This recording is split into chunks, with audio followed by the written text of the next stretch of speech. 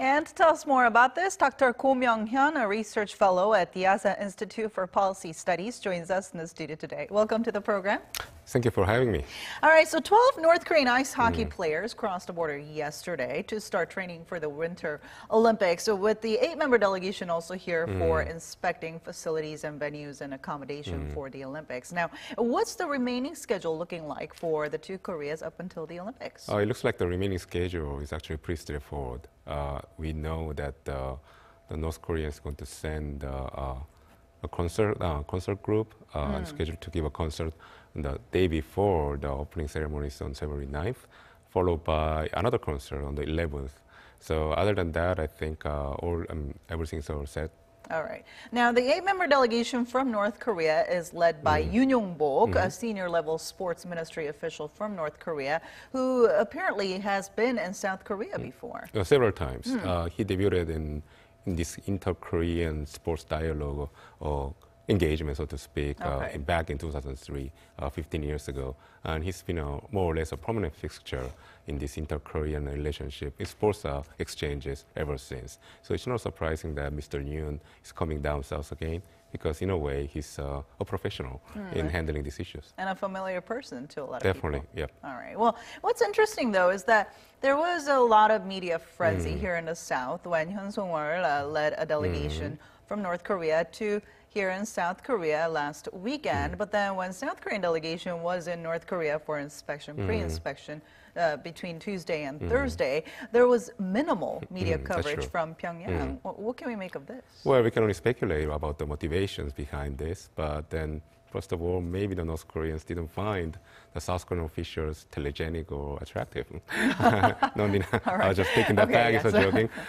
No, I think it's all because, I mean, we can only speculate, but then I think North Koreans would like to keep the focus on their athletes and their performances down in South Korea, rather than shifting the focus to the North Korea.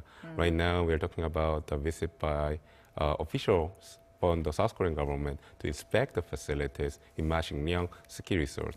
So that's something that North Korea would like to showcase, but I think they're waiting for the actual event when joint training between South Korean skiers and North Korean skiers will take place even pretty soon. So I think they are saving their time for that opportunity. So I don't think there's nothing nefarious or like premeditated behind this. It's mostly all about themselves, right? That's exactly. I mean, yeah, that's how they've been behaving throughout history. Now, there has also been criticism that the South Korean government has gone rather overboard in receiving the North Korean delegation. So, I mean, how should the South Korean government go about receiving further North Korean delegation for the Olympics from here on out? I think the criticism about the South Korean government is, in a way, like overwhelming reception. Like it's actually well deserved. After all, this is Pyeongchang Olympics and it's an Olympics, so we're bringing players from around the world. So it's not so much, I mean, it's not only about inter-Korean relations, it's also about global peace and stability and celebrating sportsmanship and all that. So in that sense, I think South Korean government could have done too much in putting focus on the improvement in the inter-Korean relations. But on the other hand, we have to understand that, we have to think about the special circumstances that this Olympics is taking place. This is taking place in the Korean Peninsula, and we know that North Korea has been, a state of self-isolation for a long time, and they're using the Olympics to also coming out party, so to speak. So, I mean, we understand that there's an important propaganda component behind their motivation in doing so, but at the same time, I think not just as Koreans, but part of the global community, we should support North Koreans' actions, regardless of their motivation, because this is all about peace and celebrating sportsmanship together. So I think when Olympics actually will start in February, I think the focus will naturally shift back to the Olympics itself. All right. Now, much attention is still on which high-level officials from North Korea will make their way into the South for the Olympics. So who are we expecting here? And also, why is this so important for South Korea in regards to who's coming? So this is a very important issue. I think so there's some expectation that number 2 in the North Korean state, Cheryong-e, might make an appearance at the Olympics as a special envoy for Kim Jong-un. So this is going to be important, obviously, because he's a very influential member of the North Korean regime, and there's some hope that he would bring with him a special message from Kim Jong-un to President Moon, and that message could contain important hints on what North Korea would like to do regarding the upcoming possible negotiations over North Korea's nuclear program. So for that reason alone, I think there's some expectation that Cho Ryong-hae might show up. So I think there's also a component that we're also hoping that Cho Ryong-hae shows up rather than somebody lesser of the wrestler rank. Another person that South Koreans and also the international community would like to, may expect to show up in the Olympics is Kim Yo-jong, sister of Kim Jong-un. So even though her stature within the regime is probably not as high profile as Cho Ryong-hae, but we understand that she's actually part of the Kim family. So for these blood ties alone, she definitely counts with the trust of Kim Jong-un himself. So she could be another important envoy for Kim Jong-un. So I think these two names are being actually eagerly waited for by the South Korean government. Other than bringing them, if they do make their way into the South for the Olympics, other than bringing a message from Kim Jong-un, do you think there could be some sideline meetings? Well, there'll definitely be sideline meetings between either Cho Ryong-hae or Kim Yo-jong or somebody else high-ranked, but between them and the South Korean government. But I wouldn't expect there will be sideline meetings between North Korean envoys and the Americans. I highly doubt that, because right now the United States government has a very consistent approach towards North Korea, which is emphasizing denuclearization. And also there's a news recently that the Pentagon has promised to resume the joint military exercise that was postponed because of the Olympics. So in that sense, the United States is presenting very uncompromising stance towards the negotiations. So I would be very surprised if there's any sideline meeting between North Korea and anyone from the United States. Now, what's interesting is that Japanese Prime Minister Shinzo Abe will be making his way to South Korea for the Pyeongchang Winter Olympics. And he said his government is saying that Prime Minister Shinzo Abe is planning to meet with President Moon Jae-in to discuss issues surrounding sexual slavery during World War II. Now, what could be the biggest reason behind Abe's visit to the Olympics, you think? So first of all, we know that, the background, the background in terms of South Korea and Japan relations is that it has reached a bottom, so to speak, because the South Korean government's announcement that they would like to amend the Comfort Women Agreement between the two governments, and that has, offended the Japanese side quite a bit. So there's some talks about the Japanese government, Abe boycotting the Olympics. But then I think, that's probably an emotional kind of reaction on the part of the Japanese. But if you take a reasonable stance about this issue, I think the Japanese understand that there's greater need to present a unified front between Japan, South Korea, and the United States when it comes to the North Korean issues. And that's an important factor for the Japanese government to consider, and also for the United States government. And so I think that's an important reason why Abe is making an appearance at Pyeongchang.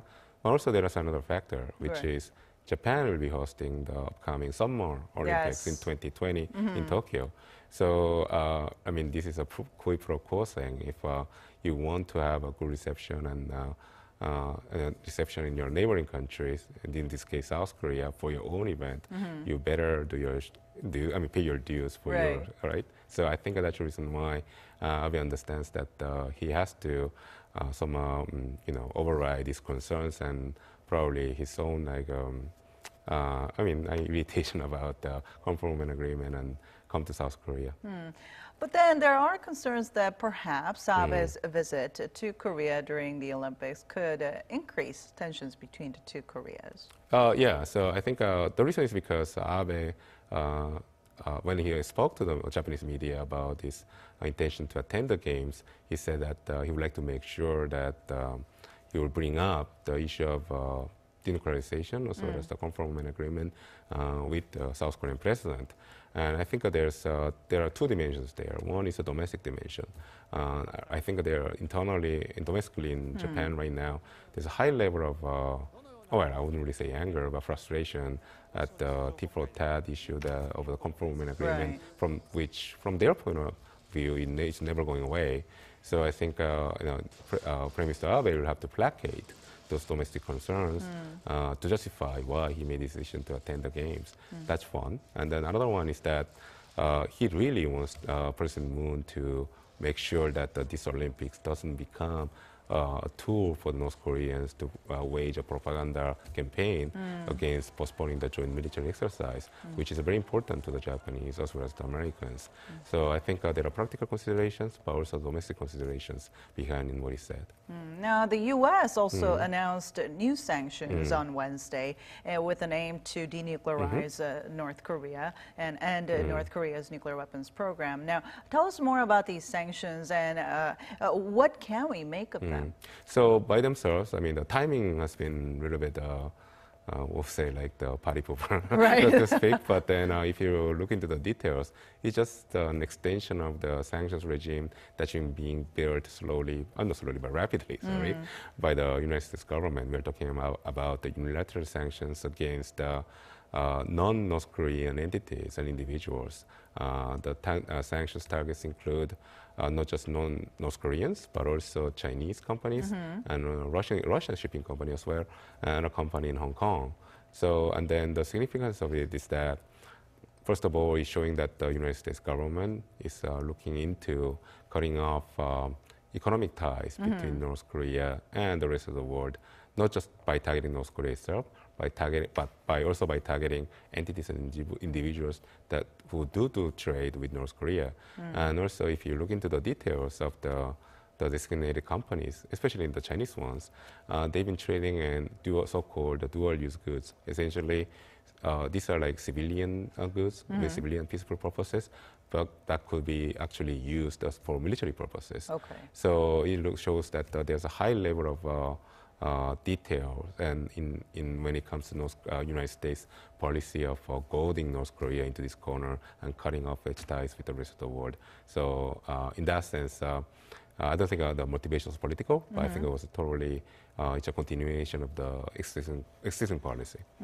How has North Korea responded to these sanctions? I mean, have they responded at all, or? No, not yet. Okay. But then I think from their point of view, this is not a surprise. Not surprise, also not a deal breaker at all, because if you count the number of companies, Chinese companies and big companies in Hong Kong and Russia, elsewhere, that deal with North Korea in this kind of dual-use items, there are not just hundreds, but thousands of them.